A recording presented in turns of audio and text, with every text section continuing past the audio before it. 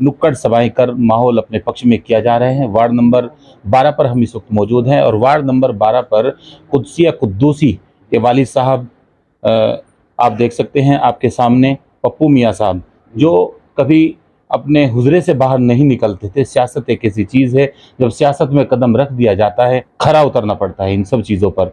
तो उनसे जानने की कोशिश करेंगे कि आज ये छोटी सी एक नुक्कड़ सभा उन्होंने की और ये किस तरीके का यहाँ इस वार्ड पर माहौल है।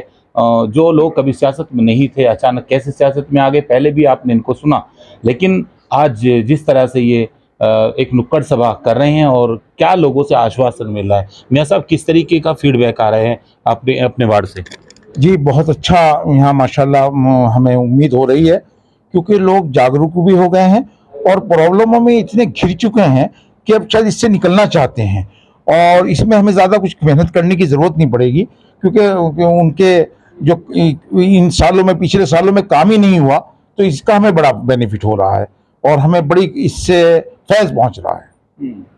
अचानक सियासत में आ गए आप लोग, आपने नहीं आना था, सूफीज़्म से जुड़े आप लोग हैं, दरगाहों के अंदर रहते थे, दूर दूर से देश और विदेशों से लोग दरगाहों में आते थे, आप लोग अंदर से नहीं निकलते थे, लेकिन अचानक ये डिसीजन ये कैसे आपने सोच लिया? जो मैंने देखा कि हाजी सलीम साहब से मेरी गुफ्तगू हुई, बातचीत हुई, उन्होंने कहा मियाँ साहब क्या आप समझते हैं कि हमारा कोई ख़ानदानी सियासत में है? मैंने कहा नहीं, हम बिजनेसमैन हैं, आप मालूम कर लें।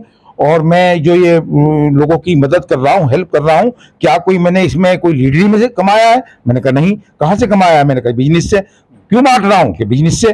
तो फिर मैं क्या कुछ लेने के लिए आया हूँ? मैंने कहा नहीं, आप तो कुछ, मैं तो देख रहा हूँ कि आपका जज्बा, तो कहने की जब मैं सबके लिए कर सकता हूँ और आप तो सूफीज़्म में हैं और लोगों का काम करना आपका फ़र्ज़ है, वो ठीक है, दुआओं से आप करते रहे हैं और तो आपके बुजुर्गों ने भी खिदमत की है, तो आप इस अंदाज में भी खिदमत कीजिए, क्योंकि यहाँ पर कोई सामने आने के लिए तैयार नहीं है, खड़े होने के लिए तैयार नहीं है। आपकी ज़रूरत है, इस महिला सैयदान को आपकी ज़रूरत है, तो मैं इसके लिए फ़ौरन तैयार हो गया। बच्ची को चुनाव लड़ा रहे हैं और जा रही होंगी, महिलाओं में जा रही होंगी, तो किस तरह से जो है महिलाएं जुड़ रही हैं? ये तो आप मैं, क्योंकि वो बच्ची कभी घर से बाहर नहीं निकली और वो एक सर्विस करती है, घर पे से ही ऑनलाइन जो है वो करती है और जजिस को पढ़ाती भी है, उसमें जो जज की तैयारी करते हैं, हाँ जी, कोचिंग करती है, कराती है, और उसमें एक दो जो हैं जज भी सेलेक्ट हुए हैं उसके पढ़ाए हुए। और तो मैंने उसे हुक्म किया, बेटे मैं कोई सियासी लीडर तो मैं भी नहीं हूँ, उसने मुझे मना भी किया। मैंने कहा बेटे सैयदान के लिए कुछ काम करना है। तुमने देखा है कि जब हम ये तो सुना ही होगा कि महल जब हमारे अजीज रिश्तेदार आते हैं और कोई मैयत हो जाती है या किसी का जनाजा, इतने इतने चौड़े में हाथ पैर भरे हुए, ये वो तो प्रॉब्लम है बेटे, कुछ करने के लिए है। हाजी सलीम ने वादा किया है कि अगर मुझे कामयाबी मिलती है तो मैं इस प्रॉब्लम को हल कर दूंगा। तो बेटे तुम्हें इसमें खड़ा होना होगा, जज्बा रखना होगा, तो इंशाल्लाह इसके बाद के लिए वो तैयार होगी।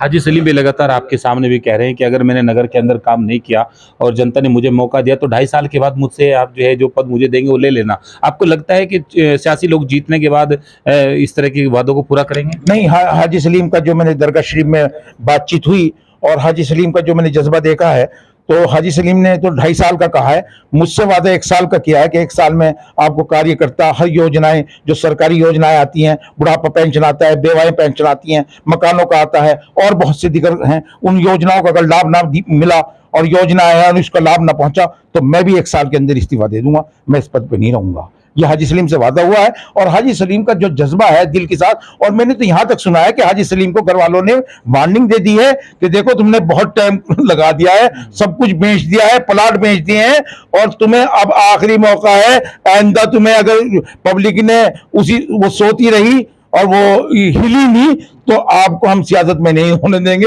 हाजी सलीम भी मुझसे कहने लगे कि मुझे भी घर का प्रेशर बहुत ज़्यादा आ चुका है, क्योंकि मैंने बहुत प्लाट, बहुत जगहें बेचकर मैंने लोगों पर खर्च कर दिया, अब मुझे घर वालों की भी सुननी पड़ती है।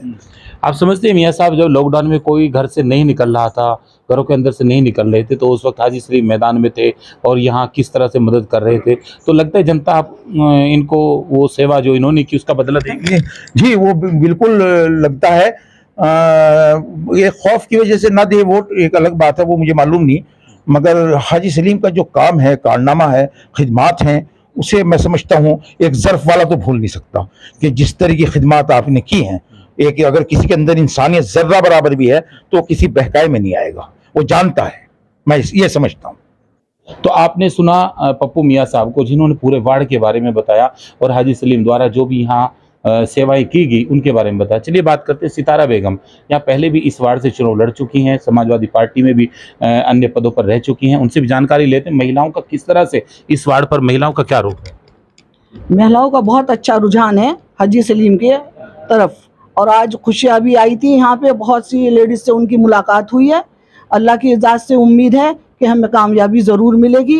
अगर ना कामयाबी मिली फिर हाजी सलीम को पकड़ना पड़ेगा हमें कि भाई ये हमने तुम्हें जिता दिया है और आपने हमारा काम नहीं किया, पहले की तरह नहीं करना चाहिए। जैसे कि और हैं अपना आप को जिम्मेदार समझते हैं गंगों के और काम कुछ नहीं करते, सोचते हैं कि हम बहुत बड़े जिम्मेदार हैं, हम ये भी करेंगे, जीतने के बाद फिर वो पीठ दिखाते हैं, बात भी नहीं करना पसंद करते। तो हमें यह है कि आपकी जनता जो कुछ भी करे सोच समझ के करे, हाजी जी को जिताने का काम करे। खुशियाँ बच्ची जो है हमारी भतीजी भी है और उसमें हल्ले की पोती भी है, उसके सर पे इज्जत का ताज रखे और उसे ज़्यादा मेहनत करके उसे कामयाबी कराएं। सितारा बेगम, तो ये वो लोग हैं जो यहाँ इस वार्ड पर मेहनत कर रहे हैं। मियाँ साहब यहाँ अपनी बेटी के लिए लगातार मेहनत कर रहे हैं और सितारा बेगम, इनकी पूरी टीम यहाँ मेहनत कर रही है। हाजी सलीम का भी यहाँ एक छोटा सा प्रोग्राम था। तो पूरी रिपोर्ट के लिए बने रहे जनादेश टीवी इंडिया के लिए मैं इसराइल चौधरी।